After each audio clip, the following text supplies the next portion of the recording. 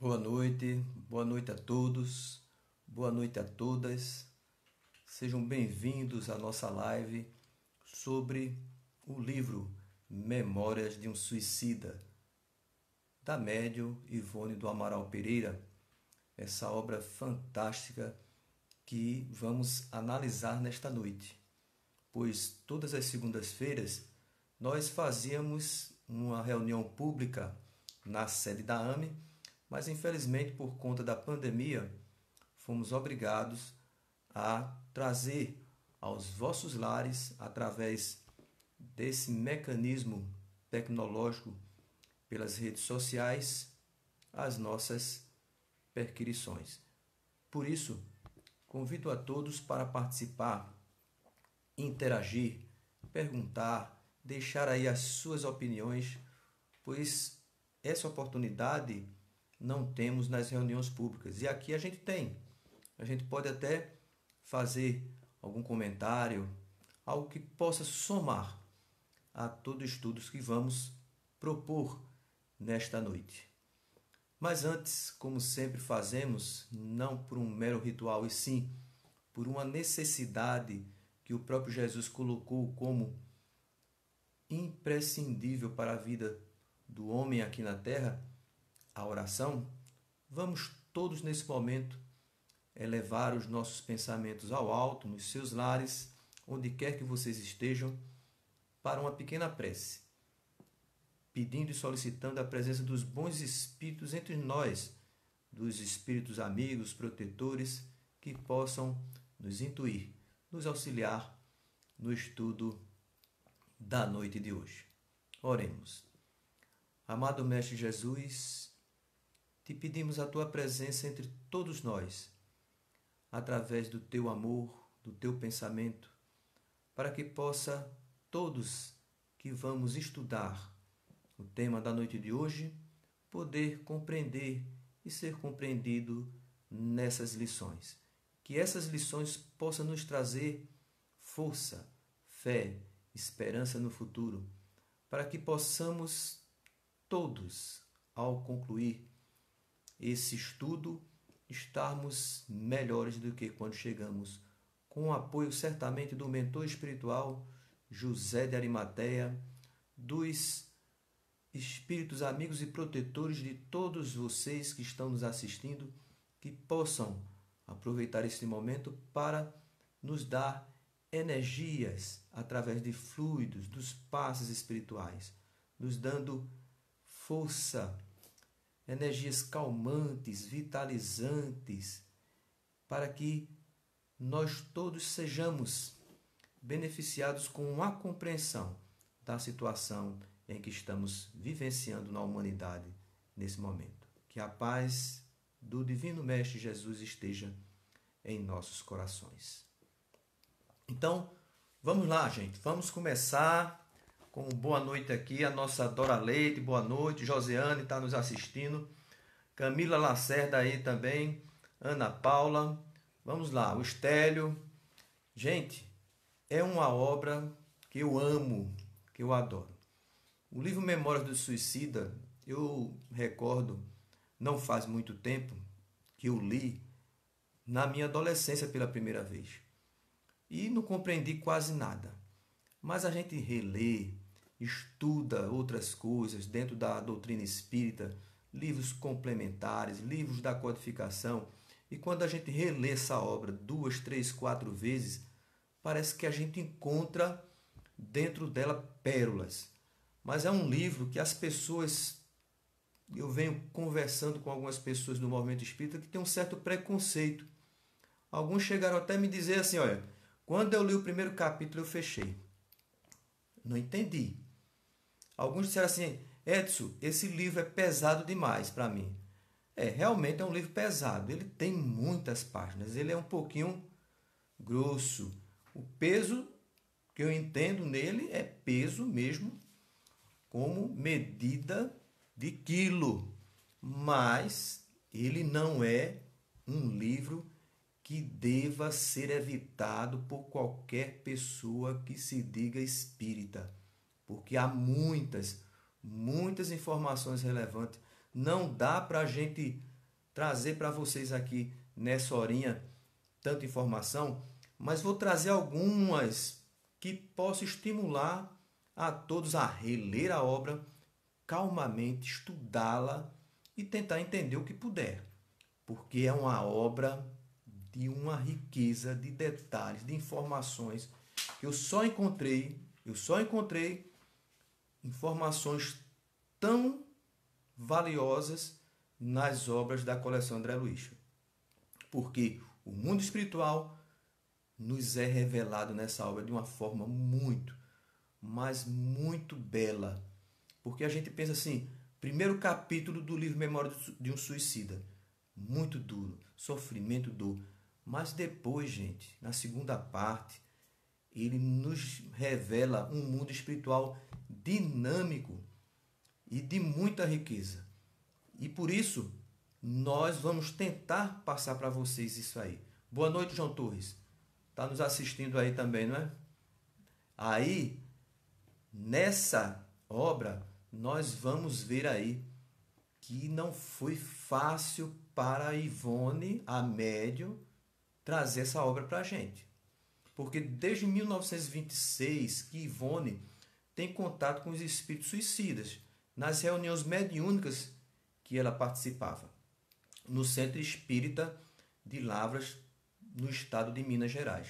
Durante 20 anos, tem um espírito do Leon Denis, muito conhecido Leon Denis, que é um dos maiores apóstolos do espiritismo. Durante 20 anos, Leon Denis esteve junto da Ivone para ajudar ela a encontrar o equilíbrio, porque a mediunidade da Ivone não foi algo muito fácil de se equilibrar. Ivone, em outras vidas, teve uma experiência de suicida.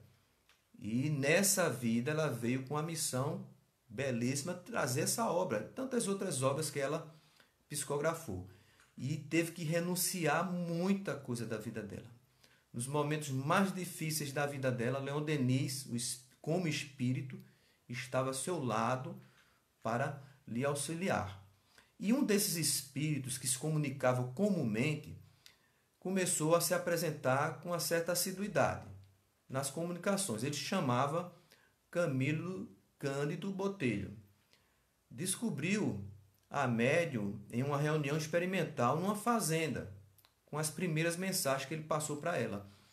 Assim, as notícias do mundo espiritual e as consequências dos suicídios foi passada para Ivone por Camilo a cada reunião. Não era uma coisa assim programada, nem tinha uma ordem cronológica das informações que eram colocadas. Não havia ordem nenhuma. Apenas Camilo se comunicava e passava algumas informações sobre o mundo espiritual. E muitas vezes a Ivone se desdobrava. E ela via, ouvia, sentia. Então dá para notar aqui que o livro não foi algo muito fácil. Não foi uma coisa assim como o Chico recebe um livro do André Luiz, psicografa, não é? Página por página, capítulo por capítulo, não. As informações foram chegadas a Ivone através de muitas comunicações sem muita ordem. Como ela não conseguiu, porque não tinha condições de organizar essas informações doutrinariamente, ela não tinha muito conhecimento doutrinário para que pudesse essas informações serem levadas ao público, durante 4 anos ela passou, gente, sem ter nenhuma comunicação com o mundo espiritual. Então ela pedia a Camilo ajuda para isso, mas o próprio Camilo, o espírito Camilo, também noticiou a ela que iria reencarnar. Então, se ela iria reencarnar, não tinha como ajudar a Ivone a organizar esse material. Então, ela pegou todo esse material e guardou em uma gaveta, orou por 8 anos, diariamente, buscando ajuda. E, no nono ano, ela recebeu a presença do Leon Denis e disse a ela que ele iria organizar. Então, Leon Denis, na verdade, compilou a obra, né? Esse livro, Memória dos Suicidas, da Ivone Amaral Pereira, é uma descrição do espírito Camilo, relatava a ele que estava em uma região espiritual muito sombria e que ele, nessa região espiritual, era atacado por outras entidades acusadoras, que lhe faziam agravar ainda mais a sensação de dor e desespero. O Camilo chamava essa região em que ele estava vivenciando muito sofrimento como Vale dos Suicidas e chamou os moradores dessa região de réprobos, que quer dizer condenados. Essa obra da Ivone teve um processo de criação e publicação em comum, como eu falei no começo. Começou em 1929 e só foi publicada em 1954. Em 1944, Ivone pegou o material, levou até a Federação Espírita Brasileira, que era lá no Rio de Janeiro na época. Então, havia um examinador. Esse examinador ele analisava as obras que iam chegando e se tinha condições de serem doutrinariamente aceitas e publicadas pela Federação Espírita Brasileira. E era o Manuel Quintão que fazia esse trabalho na época. Mas ele recusou o livro. Naquele momento, naquela época, ele só estava recebendo obras, era 1944, se vocês melhorarem a memória, vocês vão entender que 1944 foi o ano da publicação do livro Nosso Lar. Então, Manuel Quintão disse, olha, só estamos recebendo livros mediúnicos de Francisco Cândido Xavier, pois ele estava em mãos com mais de 200 livros para analisar. Então, não tinha como pegar a obra da Ivone e analisar. Ivone saiu da Federação Espírita Brasileira pensando e acreditando que a obra era uma mistificação. Resolveu queimar os livros. Ao acender o fósforo para queimar todo aquele material, aí escutou uma voz. Era o doutor Bezerra de Menezes, que pediu a ela que esperasse e aguardasse. Então, após um longo tempo, foi que apresentou-se o espírito Leon Denis, como eu falei, esse apóstolo do espiritismo, e disse que o livro estava incompleto, que ele iria pegar todo esse material e iria reescrever a obra. Então, Ivone fora novamente, após conclusão dessa modificação do espírito do Leon Denis, levou a obra até o presidente da Federação Espírita Brasileira, na época, Vantuil de Freitas. Quando ela chegou lá, ele atendeu com muita educação, mas falou, olha, Ivone, nesse momento a gente só está recebendo a obra datilografada, porque a obra que a Ivone levou, a primeira, estava toda escrita à mão. Então o presidente disse, olha, datilografa a obra que a gente vai analisar. Então, como Ivone não tinha condições de comprar uma máquina de escrever, olha, máquina de escrever, gente, naquela época, era um iPhone hoje, um aparelho aí, um smartphone de última geração.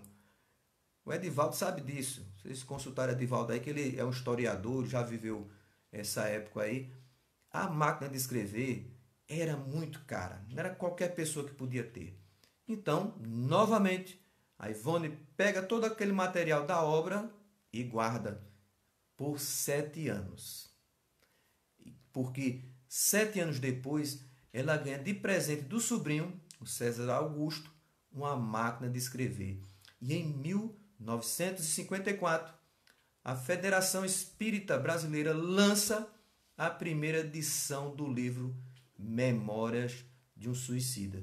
Gente, do início até a publicação, 25 anos. E o livro, como eu falei, é importantíssimo para a gente ler e estudar. Não tema, o livro é pesado, pode colocar numa balança que ele tem muitas páginas. O medo só é esse, mas o conteúdo é uma riqueza brilhante. Boa noite, Josiane. Estamos todos aqui unidos para a gente tentar aí incentivar as pessoas a lerem e estudarem esse livro. Vou dar umas pinceladas para vocês aí, para que vocês possam sentir vontade de ler esta obra. Então, é uma região habitada por criminosos e suicidas que o Camilo relata ter passado por lá após cometer o suicídio. ele narra que ali naquela região, temporariamente, estaciona, como ele passou esse tempo lá, grandes criminosos, grandes vultos do crime, a escória do mundo espiritual, falanges de suicidas. Então, não é a região só de suicidas, é da escória do mundo espiritual, é de grandes criminosos. Mas lá no mundo espiritual, essa região não é conhecida como Vale dos Suicidas. Ela é chamada de Vale Sinistro, porque o termo usado pelo Camilo, Vale dos Suicidas, ficou mais famoso. Mas quando vocês desencarnarem e perguntaram onde é o Vale dos Suicidas, alguém é lá no Vale Sinistro, habitado por uma grande população de suicidas. Há muitos suicidas nessa região. Mas há uma característica que une esses espíritos lá, além dos suicídios. É porque a grande maioria, na região em que Camilo experimentou muita dor e sofrimento, eram espíritos que viveram em países da língua portuguesa, cometeram suicídios em países da língua portuguesa. Então, há muitos espíritos infelizes, muitos espíritos endurecidos pela maldade calculada, premeditada, provocadores de mais sofrimentos em muitos espíritos enfraquecidos moralmente que lá habitam, passando a sensação para esses espíritos que estão no inferno. E esses espíritos atormentam os suicidas, com sarcasmo, acusação e até agressões físicas. Então, por aí a gente já começa a perceber que o suicídio não é um bom caminho. Nem estamos aqui, de forma alguma, fazendo crer que todo suicida vai para aquela região. Isso não é uma verdade. Mas há um risco muito grande de a gente cometer esse ato, esse autocídio e sermos levados a regiões muito sofredoras. Então, vamos assim fazer uma pincelada no livro, porque a história do livro é interessante. Ela tem uma história que dá origem à situação do Camilo, o que levou Camilo a cometer o suicídio. Camilo é o mesmo Camilo Castelo Branco, grande escritor, poeta da língua portuguesa, muito famoso. E é a história dele. Mas ele viveu uma experiência no século XVII, em Toledo, na Espanha. Ele pertencia a uma família de nobres, mas nobres arruinados. Viviam no interior, numa espécie de aldeia, e ele não aceitava a situação de ter empobrecido. Tinha só o nome da realeza, mas de nobres, mas dinheiro nada. E ele tinha alguns parentes na Companhia de Jesus. Companhia de Jesus, vocês já devem ter ouvido falar, passou aqui pelo Brasil na época do descobrimento, logo após o descobrimento, e também por muitos anos aqui no nosso país. Era ela responsável pela Inquisição, por pôr em prática o julgamento proposto pelas Inquisições. Que para o Camilo, ele acreditava que a Companhia de Jesus era a única justa e verdadeira na igreja. E ele tinha um desejo enorme de participar da Companhia de Jesus. Inquisição, esse nome já dá para a gente perceber que a companhia não era de Jesus. Podiam até chamar, mas eu acho que Jesus não fazia parte dessa companhia. Então, o Camilo, nessa experiência reencarnatória, ele recorria muito ao padre no século XVII, para que ele se tornasse padre também e ingressasse na Companhia de Jesus. Mas o padre conhecia a índole e a personalidade do Camilo e sempre fazia com que ele voltasse atrás dos seus desejos. E ele na aldeia apaixonou-se. Apaixonou por uma jovem lá muito bela, mas a jovem o via como um amigo. E ele não tinha coragem de se declarar à jovem. E inesperadamente, sem ele esperar muito, essa paixão para ele, ele recebeu a notícia que um primo dela iria casar-se.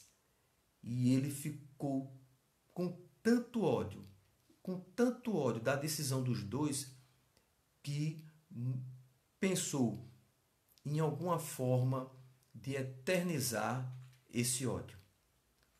Com a morte do pai, que o pai era contra ele se tornar um religioso da igreja, queria que ele cuidasse da fazenda, com a morte do pai, facilitou o desejo dele de ingressar na igreja. Mas esse desejo que ele tinha, durante várias noites, ele teve pesadelos com espíritos lhe aconselhando a não seguir esse caminho. Mas conseguiu ser sacerdote e ingressar na companhia de Jesus. E fazia tudo que os seus superiores pediam, tudo. Ele serviu às leis da Inquisição, perseguiu, denunciou, caluniou, intrigou, mentiu, condenou, torturou, matou. Que companhia, hein, gente? Cresceu socialmente por atender os desejos dos seus superiores. E, por um acaso, ele se encontrou com um casal da qual ele desejou o ódio eterno. E diante daquele casal feliz na nobreza, ele desejou, de alguma forma, fazer com que aquele casamento se extinguisse. Mas ele era um religioso. Como ele é um religioso com a castidade, poderia ter a sua amada em seus braços. E era uma mulher casada. Então, ele passou a perseguir o esposo dela. Já que ele tinha um certo poder na igreja, naquela época havia esse poder nas mãos do santo ofício, ele começou a perseguir o esposo da mulher que ele amava. E o esposo notou que não poderia confrontar com ele, com a autoridade dele, e resolveu partir para outra cidade com a família. Aí foi que o Camilo se revoltou. E planejou, conseguiu envolver e prendeu o esposo da amada com a falsa acusação de ter livros e ideias reformistas. Prendeu o esposo da mulher que ele amava e ficou sob a sua responsabilidade. A esposa foi até ele, já que conhecia ele desde a época da vivência na aldeia, no interior. Ele, de forma alguma, alterou a sua postura em relação ao esposo. Ela suplicou em lágrimas piedade, mas ele disse o seguinte: eu solto o seu marido se você se entregar a mim.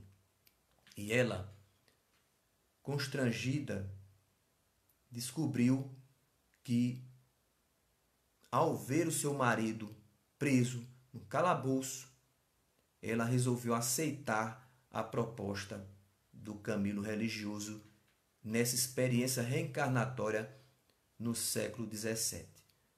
Quando viu o marido preso, sofrido, naquela situação, ela se entregou ao religioso. E ele não notou nela nenhum desejo de amor com relação a ele. Não havia reciprocidade na relação.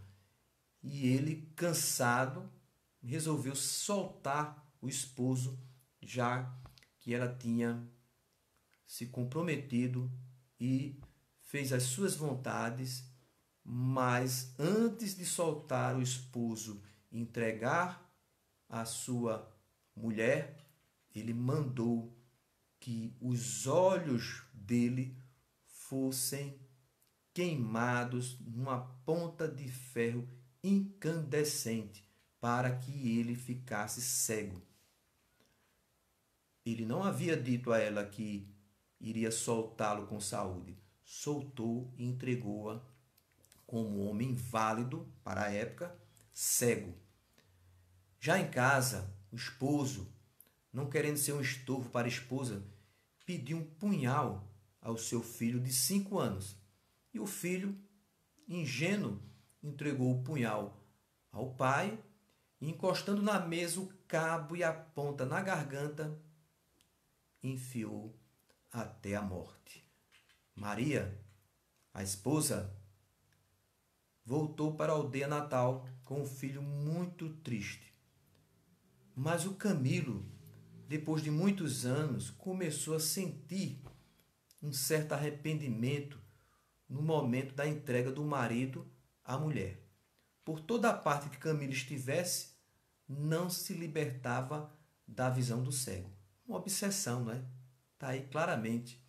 Começou, nesse arrependimento, o Camilo, a não cumprir as ordens tenebrosas dos seus superiores. E com o tempo, o próprio Camilo foi levado à prisão perpétua. Então vejam só, gente.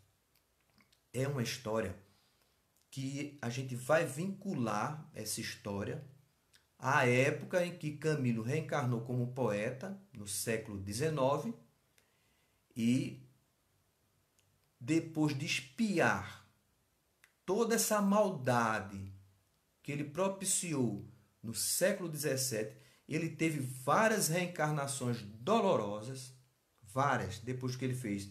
Vocês notaram aí a maldade calculada dele no século XVII.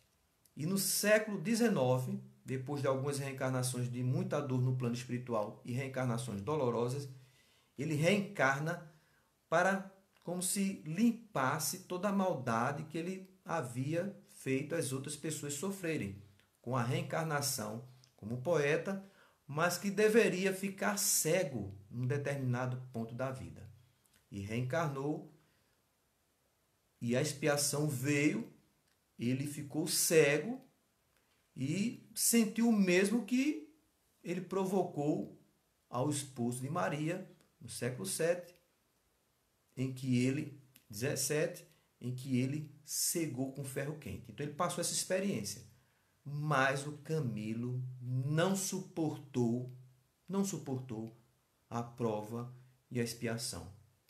E cometeu o suicídio em 1890. E foi parar nessa região. Nessa região, ele narra prelúdio, período em que ele passou da morte, do suicídio, até o momento em que ele foi levado para essa região. O traumatismo psíquico começa a ocorrer algumas horas após o ato. Gente, vou dar uma paradinha aqui, porque a gente vai entrar naquela parte em que Camilo comete o suicídio e notem as consequências do suicídio. Eu quero saber se o áudio tá bom, se a imagem tá boa. Vocês me deem retorno aí, se tá tudo legal. Tá bom o áudio, tá bom o vídeo, a imagem. Então vejam só. Quando ele comete o suicídio, horas depois começa uma espécie de traumatismo psíquico. Dor física indescritível. Gente, ele morto, certo? Ele como espírito morto. Desencarnado não. Ele ligado a um corpo físico, morto. Vejam a sensibilidade. Dor física indescritíveis. Sangue escorria do ferimento no seu corpo espiritual, gente. Não era no corpo biológico apenas, não. E o pior, continuava, porque a motivação dele ter cometido suicídio foi não querer viver como um cego. E continuava cego. O corpo ali, o perispírito aqui, seu corpo espiritual, cego. Ceguíssimo. E pior, ele acorda na cova. Ô Estélio, obrigado, João, obrigado pelo retorno aí. Então veja só, ele estava no cemitério cego. Ele tateia, né, no túmulo lá, e e nota que está no cemitério. Agora, ele não sabe explicar como ele pode perceber que está no cemitério e cego ao mesmo tempo. Ele começa a sentir um cheiro muito ruim de carne em processo de decomposição. E ele mentalmente, naquela loucura de dor indescritível, o sangue jorrando porque ele passava a mão na cabeça e sentiu no local onde ele atirou, ele sentia o sangue jorrando. Aí vocês podem perguntar, oi, espíritos jorra sangue, tem sangue? Pois é, meus amigos, tem. A gente não vai se aprofundar nessa parte aí, mas tem. Esse odor fétido fez com que ele começasse a perceber que não havia morrido. Tentou e não morreu. E mentalmente ele começou a mentalizar: estou morto. E não conseguia. Tentou em vão morrer mentalmente, mas não conseguia. Então, em determinado momento, ele conseguiu se libertar do corpo, porque ele estava preso ao corpo e sentia os vermes ao consumir o corpo biológico, como ele estava ligado ao corpo biológico, ele sentia toda a dor dos vermes consumindo o seu corpo biológico, porque mesmo no corpo espiritual, ligado ainda ao corpo, todas essas sensações eram transmitidas ainda para o psiquismo dele. E ele chegou um momento em que conseguiu se libertar do corpo e saiu correndo, fugindo daquela região que era um cemitério, e ele entrava numa porta aberta. Eu fiquei assim pasmo, porque muitas vezes a gente fica pensando assim: porta aberta, entra encarnado e desencarnado. Porta fechada impede a entrada de encarnados e desencarnados, porque tem desencarnados que estão num padrão vibratório mental tão grosseiro e animalizado que as portas fechadas, ele não atravessa a parede, nada, ele vive como se fosse um encarnado, em outra dimensão. Mas ele entrava em algumas portas abertas e era enxotado e muitas vezes apedrejado por outros espíritos. Porque me parece que os espíritos suicidas, aí que se tiverem perambulando pelas ruas, eles são muito enxotados e ninguém quer eles por perto. Ninguém quer. Depois eu vou explicar por quê. Então, decidiu voltar até a casa em que ele morava. Mas quando ele chegou lá, gritava com os parentes, queria que os parentes lhe vissem, mas eles não conseguiam vê-lo. E ele ficou chocado com aquilo. Ele dizia: estou vivo aqui, eu estou aqui, me ajude, socorro. E ninguém o atendia. Procurou um hospital. No hospital também ninguém conseguia vê-lo. E ninguém o atendia. E resolveu voltar ao túmulo. E tomou consciência de que morrera corpo e continuava vivo como espírito. Então saiu com aquela dor indescritível, o sangue ainda jorrava na cabeça, uma perturbação imensa, até que ele notou uma multidão que vinha em direção a ele. E como se uma força o arrastasse, uma força que ele não podia evitar, arrastou ele, o pegou e ele foi levado até esse vale que ele chamou Vale dos Suicidas. E ele tentou sair desse grupo e não conseguia se libertar. Essa região, esse vale, não é uma criação de Deus, é uma criação das mentes que lá habitam.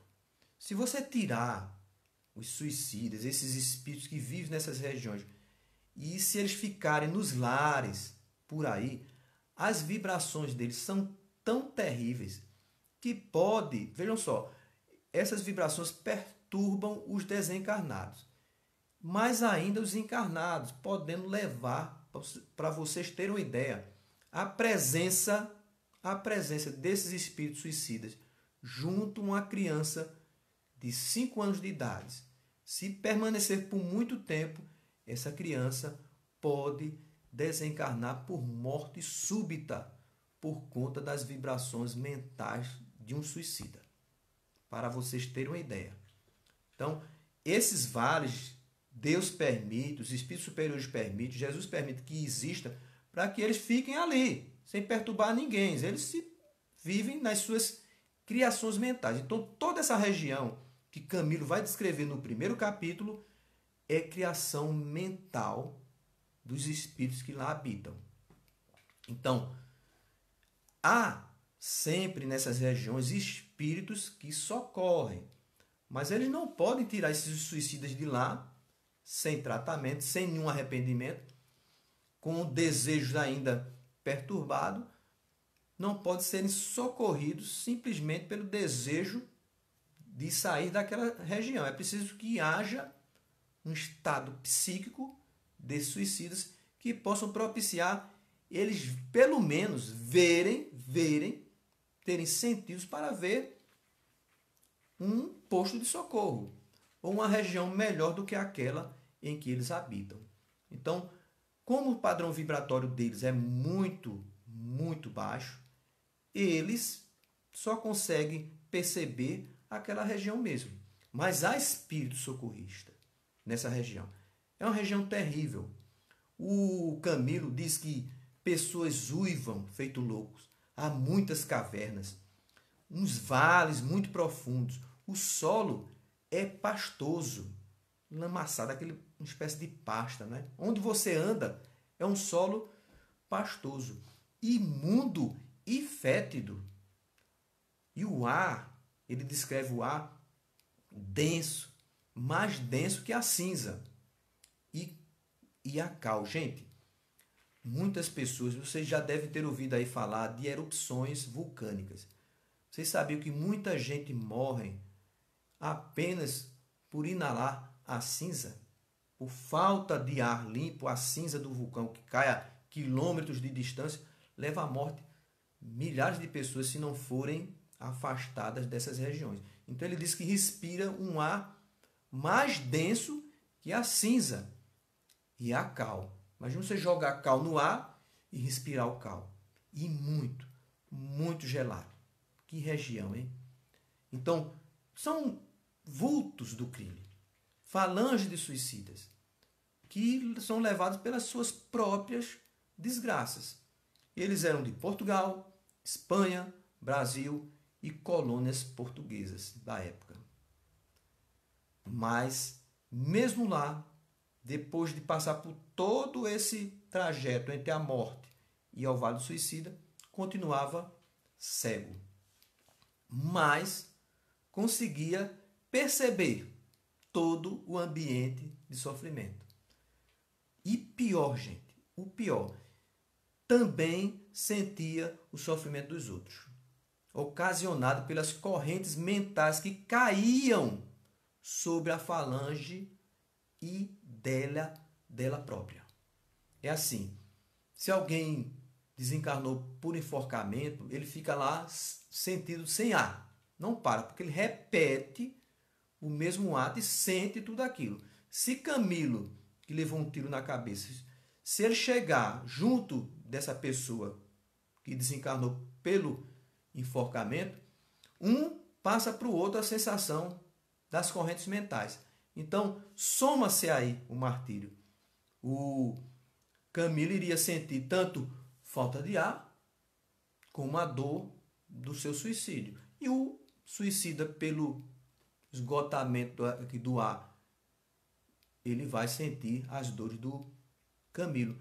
Então, some-se ao seu sofrimento o sofrimento dos outros que você começa a sentir. Conflitos.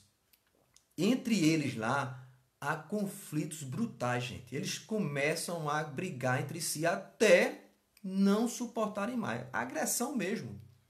E pior, não desencarnam, não vão matar um outro, então, mas com todas as sensações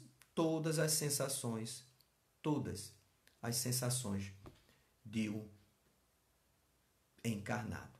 como se tivesse ele assim um certo sensibilidade às coisas do mundo corpóreo. Então ele sente dor, frio, sede, tudo isso. Então, esses espíritos vão demorar aí nessa região, geralmente, o tempo que ainda lhe restava da existência que ele prematuramente cortou. Mas alguns podem passar mais e outros podem passar menos. Então não é algo absoluto. Mas no geral, eles podem passar um período mais ou menos daquele que ele precisava viver se não tivesse cometido suicídio. Então, caso esse tempo ultrapasse, caso passe desse tempo, aí vai ter que haver a reencarnação compulsória e terapêutica, aquela reencarnação sofrida. Porque esse período lá é necessário, porque tem que desanimalizar a fluidos vitais ainda impregnados no perispírito. E o desfazimento dos fluidos e forças vitais demora.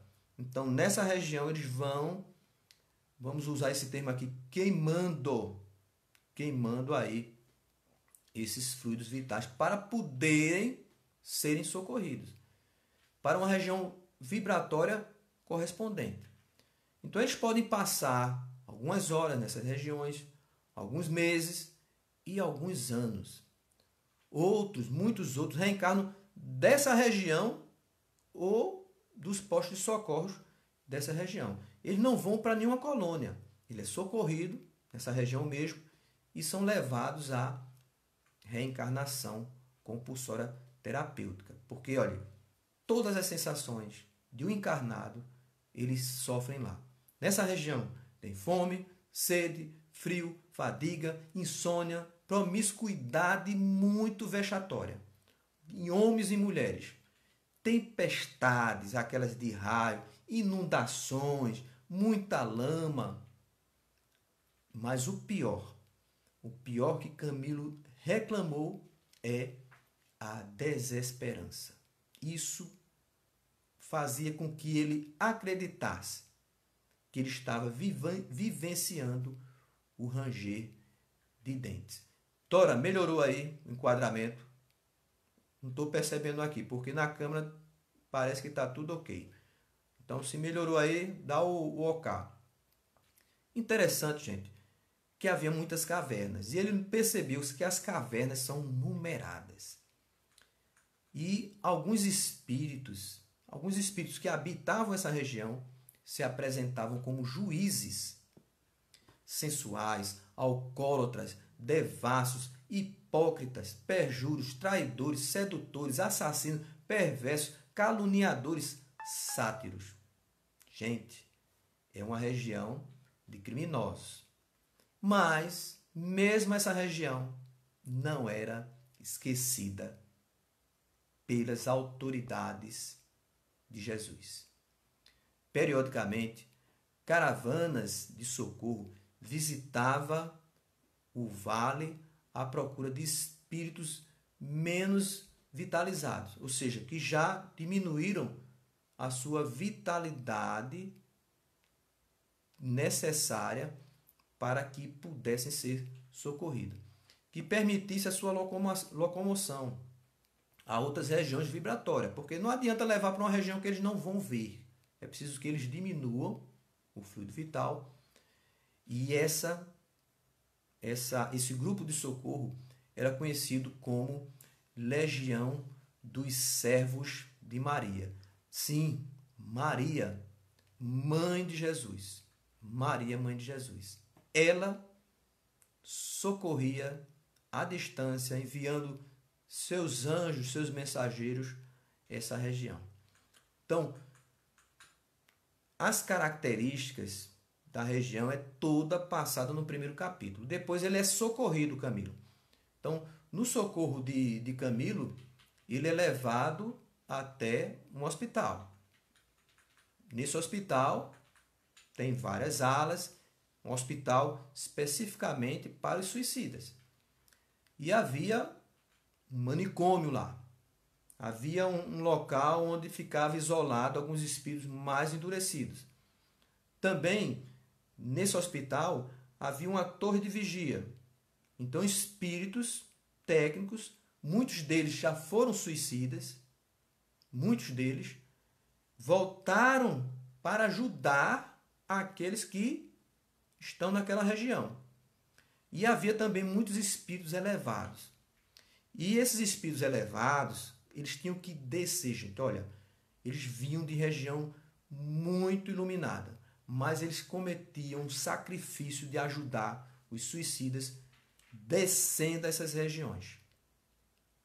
Mas eles só conseguiam suportar passar 12 horas naquele local. Então eles eram rendidos de 12 em 12 horas.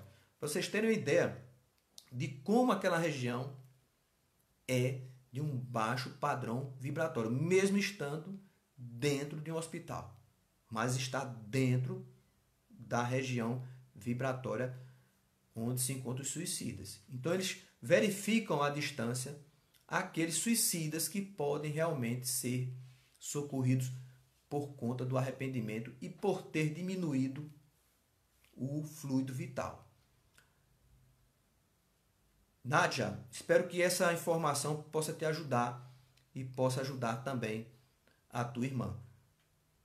A visita a esses centros espíritas que a gente vê aí, de espíritos que vêm dos hospitais para os centros espíritas, é de uma terapia muito importante. Ele relata lá que muitos suicidas são levados aos centros espíritas para que possam, de alguma forma, receber um choque de fluidos que auxiliam na elaboração do seu equilíbrio.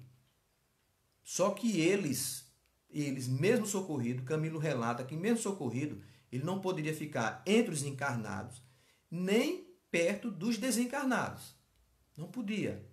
Porque a influência negativa deles era tão grande, sem que eles tivessem noção disso. Mas as vibrações que eles emitiam, o campo mental que eles emitiam, influenciava negativamente os encarnados e desencarnados. Então eles ficavam longe, normalmente nos bosques e em locais desabitados, aguardando o momento das reuniões mediúnicas onde eles vão ser socorridos. Então, esses espíritos, após o socorro, eles são levados para um tratamento. Aqueles que foram socorridos é diferente daqueles que saíram do posto de socorro direto para a reencarnação. No caso de Camilo, ele conseguiu superar aquele período em que ele diminuiu o seu fluido vital, impregnado no seu perispírito, e ser socorrido com uma certa e relativa consciência. Então, há uma ajuda desses espíritos socorristas a esses espíritos inferiores. E Maria é a sublime acolhedora dessa região. E eles utilizam muito a prece. A prece, sim. Eles usam muito a prece das regiões superiores para derramar as mentalizações das orações nessa região, levando bálsamo, gente. Muito bálsamo ao suicida. É necessária a oração no plano espiritual aos suicidas para o seu tratamento. E deve ser de todos nós que tivemos experiências com parentes, com amigos ou alguém da nossa relação que porventura tenha cometido o suicídio, a oração tem o poder de balsamizar o sofrimento dos suicidas. Nesse hospital, tem locais lá, uma espécie de prisão, em que o espírito, às vezes são espíritos maus, são levados a uma espécie de custódia. Então, é como se tratasse obsessores. Então, os espíritos iluminados conseguem extrair dos nossos arquivos da memória os pensamentos do passado e usam esse passado para terapia no presente. Então, é muito, muito dinâmico o mundo espiritual. tem muito trabalho, tem muito sofrimento, muito maior do que aqui na Terra como encarnado, no plano espiritual. Principalmente os suicidas. Os suicidas sofrem muito no plano espiritual. Há um local lá, no hospital, chamado manicômio. Vejam só. Esses espíritos é um perigo, são os suicidas mais graves pelas suas mentalizações. Então vocês vão notar aqui que tipo de suicida é considerado mais grave no plano espiritual. Perigo para os encarnados e desencarnados desses espíritos próximos. Então são espíritos que são levados a esse manicômio. Então, mesmo dentro do hospital, eles não podem entrar em contato com outros suicidas, menos graves, na análise deles. Então, eles ficam numa ala lá chamada manicômio. Então, são espíritos que, junto a encarnados, influenciam e podem levar outras pessoas num processo obsessivo ao suicídio. Ou desenvolver na pessoa uma enfermidade muito grave.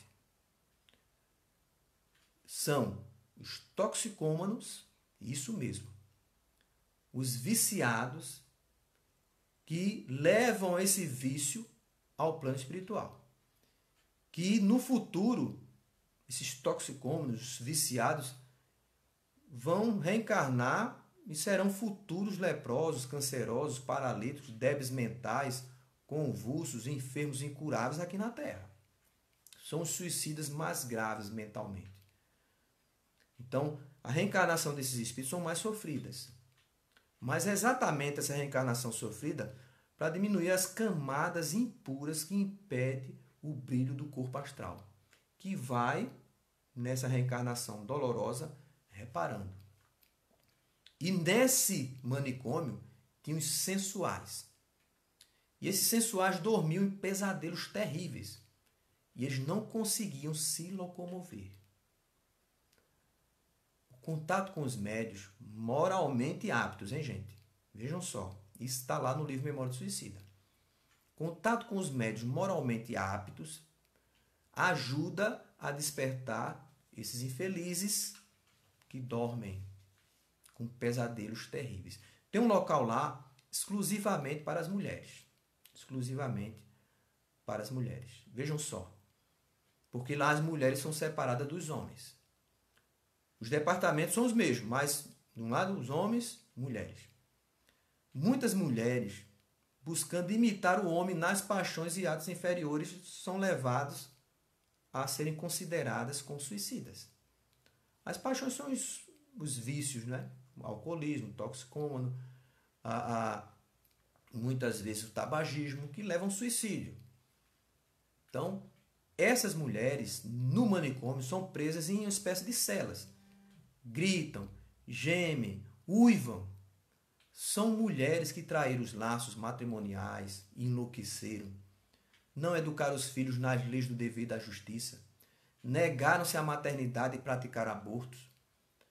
As imagens mentais dessas mulheres que praticaram abortos, as imagens são de fetos rodando ao seu redor do seu perispírito. 3, 5, 10 fetos ao seu redor. Como se tivesse como uma espécie de pernilongos a lhe atacarem, a lhe cobrarem. Mas, na verdade, é do psiquismo dela, o sentimento de culpa. E esses abortados ficam ao sua volta como se fosse mosca. Tudo criação mental da loucura dessas mulheres. Algumas dessas mulheres não estavam no Vale dos Suicidas. Vieram para esse hospital, mas não do Vale dos Suicidas. São um tipo de suicídio diferente. Muitas pessoas que abortam, mulheres, quando desencarnam, são sequestradas depois da morte por entidades que ela abortou. Ou ela se liga a seres inferiores para a vingança. São sequestradas. Mas não tem só coisas ruins lá no livro Memória dos Suicidas.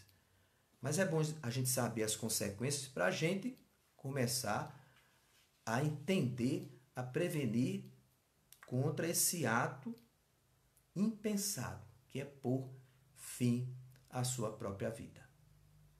Há lá no livro Memória do Suicida a descrição do Camilo de uma cidade universitária. Vejam só, uma cidade universitária. Então, tem estudos de moral, filosofia, ciência, psicologia, pedagogia, cosmogonia e Esperanto. Sim, estudam Esperanto lá. Buscam conhecimento, autoconhecimento. E lá há uma ciência universal. Em várias cidades da Terra, ficou conhecida aqui como uma doutrina secreta no passado. Mas é um estudo nessa universidade no plano espiritual apenas para espíritos que buscam os princípios elevados. Então, eles procuram muito o estudo do ser. Muitas vezes esses estudos não têm nenhuma relação com qualquer coisa que a gente imagina aqui na Terra. É um estudo para o conhecimento, para ser utilizado no mundo espiritual e não aqui na Terra. Então, para vocês terem ideia que o mundo espiritual e essa obra relata muitas informações riquíssimas e impressionante que muitos ainda não estudaram essa obra. E tem um relato lá muito interessante que eu trago para vocês aqui, é a reencarnação do suicida. É uma reencarnação que tem um planejamento muito semelhante a qualquer reencarnação, mas ela é especial. Eles passam por um recolhimento de 1 ou 2 anos.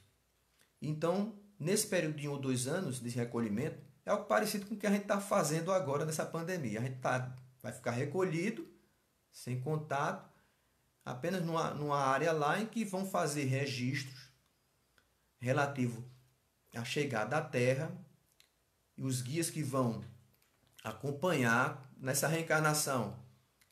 Quem são as pessoas que você vai ter, que vai lhe receber como pais? Os guias espirituais que vão lhe acompanhar durante esse período que você estiver na Terra. Então, tudo isso é decidido nesse recolhimento. Depois, eles fazem um período de análise, a segunda fase. Nessa análise, os espíritos elevados vão descobrir todas as nossas tendências. A tendência de um suicídio. Então, você que vai reencarnar, quais tendências que você tem? Então, eles vão analisar. Para saber melhor sobre o indivíduo, exceto os asilados do manicômio. Manicômio é um terror. Totalmente uma espécie de reencarnação compulsória. E vai seguir as leis de causa e efeito. Na terceira fase, recebido da análise, todo o relatório, então é feita a programação. Os méritos, deméritos, as quedas, as consecuções, o merecimento, a urgência na reparação, se vai ser urgência ou não. Então, assim se programa o que o espírito pode suportar. Então, vamos analisar o que, às vezes, o espírito pede, eu quero perder a perna no braço. Mas você não aguenta. Então, vamos analisar melhor, vamos programar melhor. Então, entra na quarta fase. Depois das pesquisas para a escolha dos genitores, que melhor convenham aos testemunhos que vão se apresentar, normalmente os suicidas reencarnam fora dos círculos afetivos. Vejam só, para expiação. Eles estão dizendo aqui, gente, que é o seguinte, olha, os suicidas normalmente, isso não é algo absoluto, mas normalmente, vai reencarnar longe dos entes queridos, na última encarnação. Não vai reencarnar naquele seio em que ele ama, por expiação. Então, é escolhido os genitores porque existem muitos casais que reencarnam aqui só para receber suicidas. São missionários. Então, escolhidos os genitores irão passar em torno dos futuros pais. Ou seja, eles vão fazer visitas aos futuros pais antes de reencarnar, para haver uma afinidade, já que eles vão ficar distantes dos entes queridos que tinham afinidade, e se essa nova família que ele vai receber, ele vai ter que afinar-se fluidicamente, conhecimentos, em tudo, em hábitos. Então, nos que saíram do manicômio, aí a coisa é muito difícil, muito complicada conseguir essa afinidade. Depois, o planejamento do corpo biológico. Isso mesmo. Eles vão planejar o corpo biológico. Por fim, o laboratório do restringimento, onde é preparado a ligação do corpo espiritual ao corpo biológico. Então, vejam só. É muito comum. Eu já ouvi muito as pessoas falarem que todo suicida vai reencarnar com algum problema. O cego, o aleijado, sim, é muito comum isso ocorrer. Mas isso não é absoluto. Nessa mesma obra, Memória do Suicida, me surpreendeu, porque eu tinha essa crença também, de que todos suicidas vão ter reencarnações sofridas. Mas, diante desse quadro que eu mostrei para vocês aí, dessas fases que são analisadas, restringimento, planejamento, o que pode e o que não pode suportar, com isso, é claro que não há um cadernozinho absoluto, tipo lei de Talião. Não tem. Tudo vai depender de toda essa trajetória para chegar até o planejamento do reencarnante. Então, tudo que é estudado, os teores dos apontamentos, desse planejamento para a reencarnação, que segue essas ordens até a seção de modelagem do corpo biológico. Então, eles vão analisar todo esse relatório e vejam só. Existem as possibilidades de reencarnar da seguinte forma. Primeira, dependendo do relatório, você pode nascer mutilado desde o nascimento. O suicida. Ele pode reencarnar mutilado desde o nascimento, dependendo do relatório. Também, ele pode nascer bem e, no decorrer da existência, certo? No decorrer, ele perder, ser mutilado por uma enfermidade ou um acidente. Ou seja, você pode nascer com saúde e, no período, se apresentar uma enfermidade ou um acidente na vida que promova a expiação por conta do suicídio. Há também a possibilidade de aquisição de doenças graves e incuráveis. Vejam só.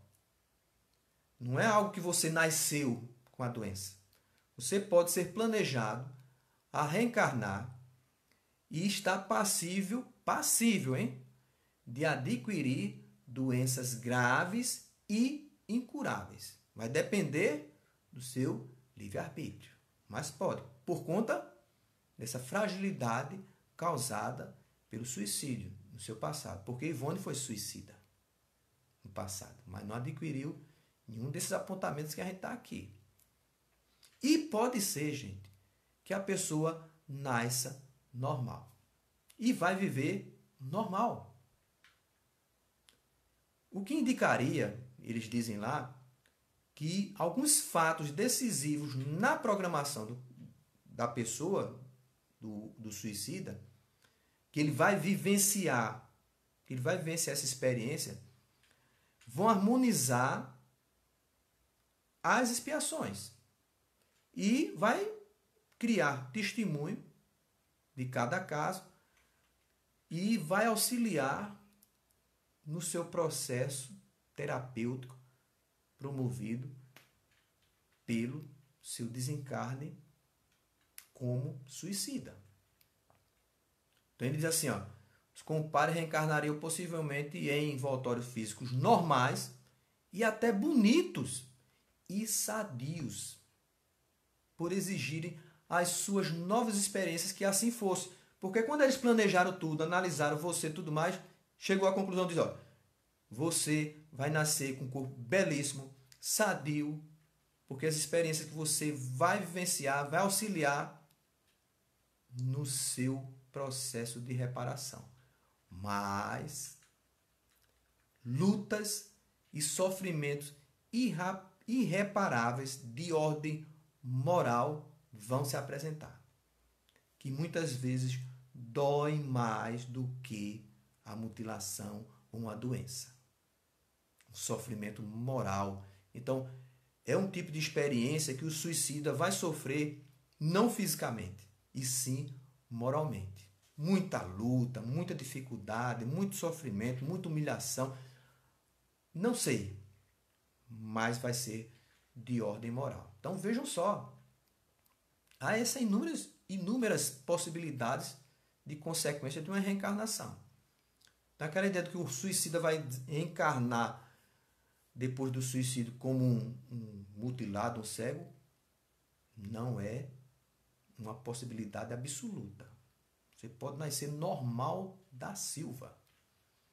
Então, há uma região lá em que eles veem o corpo que você tinha antes de cometer o suicídio, o corpo que você deixou depois do suicídio e depois o corpo que você vai receber na nova reencarnação. Então é muita tecnologia, é muito conhecimento, é muita informação que essa obra traz. É uma riqueza que a gente não pode deixar de aproveitar. Não se fala apenas de suicídio. Fala de programação reencarnatória. É claro, está ligada ao fato dos espíritos em terapia lá serem suicidas, mas fala de tudo. Reencarnação, lei de causa e efeito, todos os princípios da doutrina espírita estão lá. Todos os aspectos da doutrina espírita estão lá. Então você pegar a obra, estudá-la, criar grupos de estudos, ou você ler com um certo critério, você vai notar que muitas informações vão enriquecer você moralmente e intelectualmente para o mundo espiritual, forçando-nos à prevenção em nossas atitudes, porque nós vamos encontrar lá que muitos dos nossos hábitos aqui na Terra são considerados suicidas no mundo espiritual. Vejam só, os piores suicidas estão aqueles que desencarnaram pelos vícios. Unidos esses vícios a uma loucura, a uma maldade. Então, tudo tem um critério, tudo é analisado, tudo é pesado. A justiça de Deus não é uma cartilha.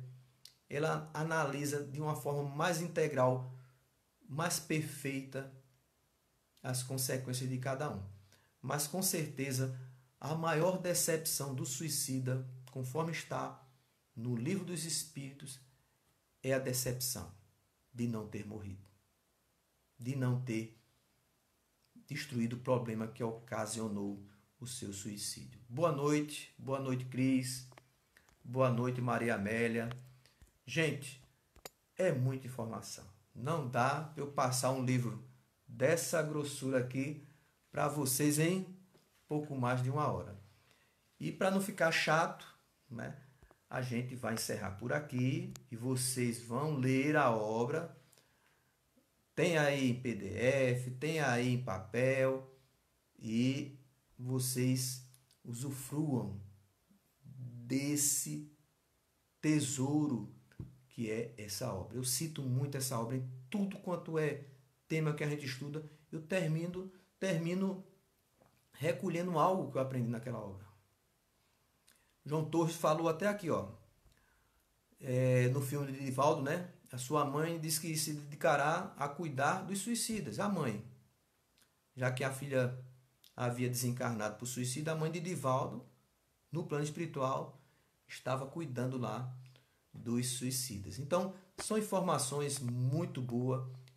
Nádia, obrigado aí pelas tuas colocações aí. Com certeza, Nádia. Olha, pode ter certeza. A gente tem um costume, no movimento espírita, algumas pessoas, de dogmatizar. Dogmatizar. O que é dogmatizar? É assim, olha. Todo suicida vai para o vale do suicida. Todo suicida vai sofrer no plano espiritual. Todo suicida vai reencarnar, cego, aleijado. E na obra não diz nada disso. De forma alguma. Aqueles espíritos do mal, da maldade, da sensualidade, são outros espíritos. É diferente de muitos suicidas que a gente vê aí. Tem um caso do Chico Xavier que narra de uma jovem com 20, 21 anos que desencarnou pulando de um prédio da sua casa.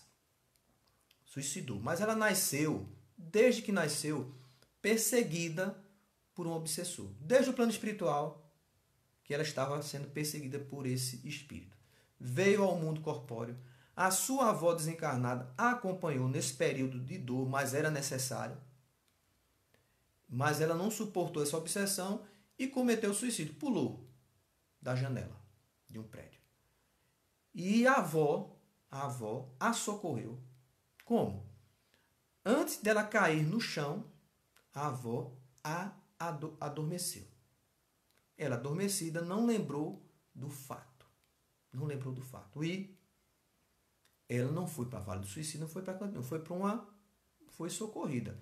Claro, todas as consequências dolorosas, tudinho, que é lei, se ninguém tira, a dor, o abatimento, os ossos quebrados, plano espiritual, nós temos um corpo espiritual muito semelhante ao corpo biológico, e devido à nossa inferioridade, a gente sofre e tem a sensação, dependendo do nosso nível evolutivo, tem a sensação de que temos ossos quebrados, temos perna quebrada, tudo, e ela estava muito, muito debilitada. A avó que ajudou ela na comunicação com o Chico. E ela descreveu tudo isso que eu estou falando para vocês. Mais uma coisa, Nátia, que eu falo para você e para todos vocês. A oração, já falei aqui. Lembrei de Divaldo. Olha, o João aí falou do Divaldo, lembrei do Divaldo agora. Para a gente concluir, tá bom? Não tem nada não, Cris. Você escuta, assiste novamente. Lembrando de Divaldo, Divaldo tem um caderninho de orações. E nesse caderninho, ele coloca nomes de pessoas que desencarnaram, pessoas que ele acha que precisa de ajuda. Aí, ele abriu o jornal, Divaldo, certa feita. Quando ele abre o jornal, ele vê uma notícia que diz assim: suicida se joga em frente a um trem. Não sabe ele por quê, ele ficou tão sensibilizado, porque na reportagem dizia que ele deixou filhos, deixou mulheres, e Divaldo colocou aquele espírito, sem conhecê-lo, no caderninho. No plano espiritual, esse espírito sofreu muito, mas o Divaldo nunca esquecia, diariamente, quando pegava o caderninho, fazia preces por aquele espírito. Mas Divaldo é um homem como a gente. É um homem que chora, um homem com sentimentos. E num momento muito difícil da sua vida, Divaldo se viu assim, solitário. Tem aquele momento que você é apedrejado, criticado. Aí ele vivia esse estado moral. E numa noite, ele foi até a janela do seu quarto, Divaldo, e não suportando tudo aquilo, ele começou a chorar.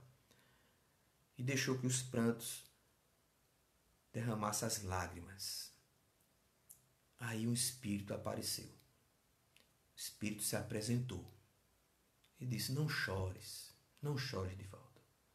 Senão eu vou chorar também. Aí Divaldo disse: mas meu Deus do céu, olha, nem direito a chorar eu tenho. Ô, meu amigo, me deixa eu chorar, me deixa eu desabafar. Aí Divaldo olhou: e quem é você? E o espírito se apresentou junto de uma senhora.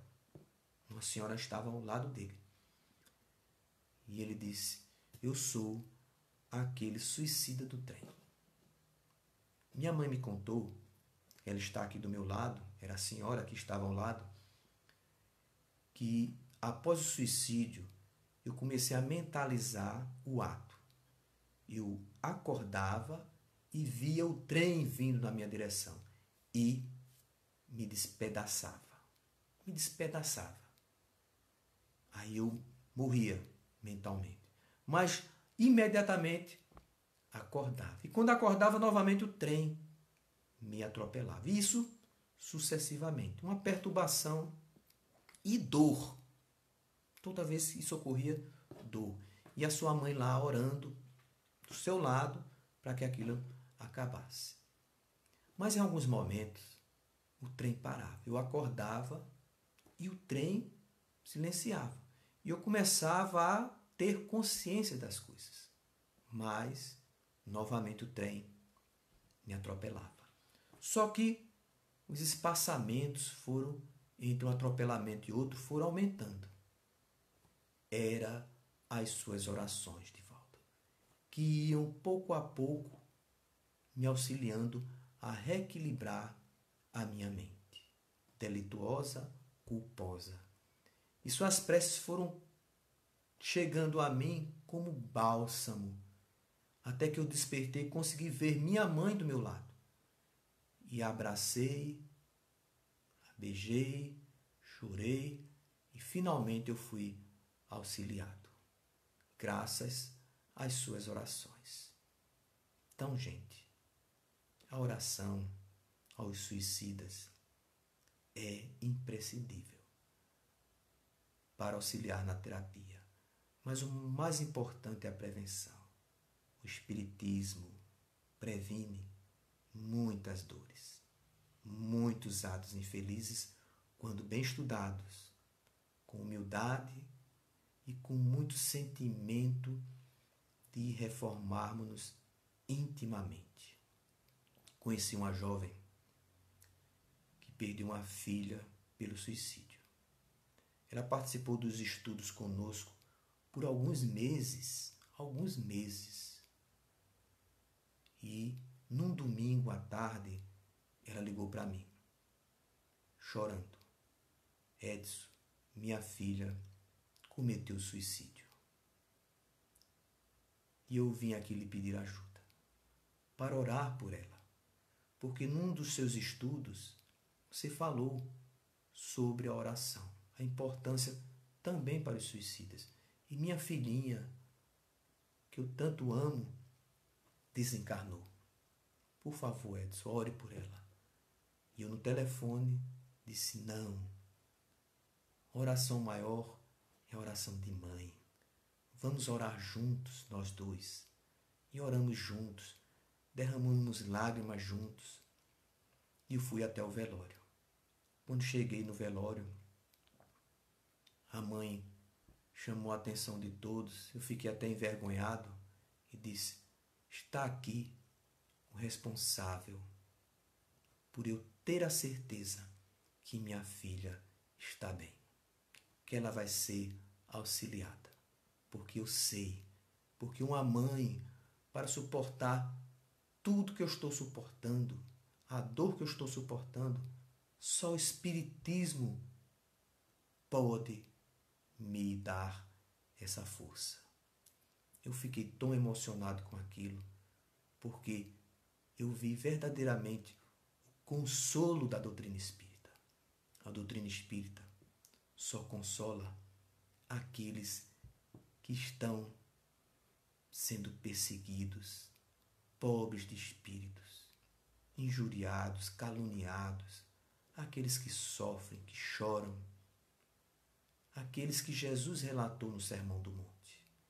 Porque o nosso querido ínclito Allan Kardec, em 18 de abril de 1857, nos diz: Espiritismo e cristianismo ensinam a mesma coisa. Que seja uma prece no coração de todos os suicidas as nossas mentalizações que vamos enviar agora. Amado Mestre Jesus, eu gostaria de ser como a Via Láctea de estrelas, para que as noites da terra fossem mais belas, mas não conseguirei. Então te pedirei para ser um pirilampo na noite escura, iluminando a amargura a todos os suicidas que andam na escuridão. Envia, Senhor, paz a essas criaturas, a esses espíritos que não pensaram nos seus atos. Mas como podem, Senhor? Como podem, pois não te buscaram, ou te buscaram de forma equivocada? Te pedimos, Senhor, de todo o nosso coração, socorre-os com a nossa Mãe, Santíssima Maria de Nazaré, que socorre esses espíritos. Sei do teu amor, Mestre Jesus. Sei do amor da nossa Mãe Santíssima Maria. Derrama sobre todos esses espíritos suicidas, para que eles encontrem a consciência, a busca da reparação, através do arrependimento, encontrando a expiação como terapia, para revitalizar e reiniciar seu processo de evolução. Que Deus ilumine também aos familiares que passam pelo sofrimento daqueles que tomam essa decisão, para que eles sigam com força nos corações de que um dia todos nós nos encontraremos no além, unidos numa família universal, com o único propósito de auxiliar e fazer o bem a todos aqueles que necessitam. Que Deus nos abençoe. A todos, a todas, uma boa noite. Que Deus nos ilumine nesse período tão difícil que estamos vivendo, mas ao mesmo tempo tão cheio de esperança.